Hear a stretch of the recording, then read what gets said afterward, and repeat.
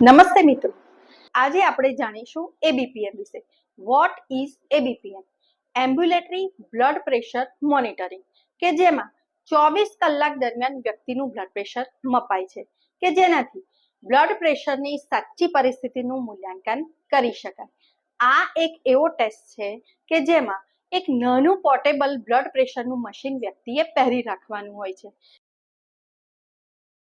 કે જેમાં દિવસ દરમિયાન દર 30 મિનિટના અંતરે અને રાત્રિ દરમિયાન દર 60 મિનિટના અંતરે બ્લડ પ્રેશર મપાય છે. આ ટેસ્ટ દરમિયાન વ્યક્તિ પોતાની રોજિંદી દિનચર્યા જેવી કે કામ કરવું, સૂવું, ઉઠવું, બેસવું વગેરે નિયમિત સ્વરૂપે કરી શકે છે.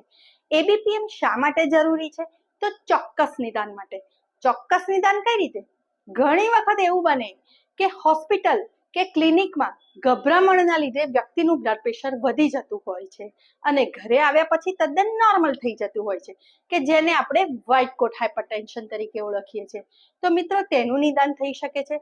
ઘણી વખત એવું થાય કે ઘરે અથવા ઓફિસમાં બ્લડ પ્રેશર વધારે આવે, જ્યારે ક્લિનિકમાં બ્લડ પ્રેશર નોર્મલ આવતું હોય, જેને આપણે માસ્ક હાઇપરટેન્શન તરીકે ઓળખીએ છીએ.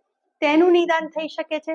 ઘણી વખત ઊંઘમાં થતા બ્લડ પ્રેશરના ફેરફાર પણ બી જાણી શકાય છે. તેમજ દવાઓ ખરેખર અસર કરે છે કે નહીં, તેની પરિસ્થિતિનું નિદાન પણ બી થઈ શકે છે.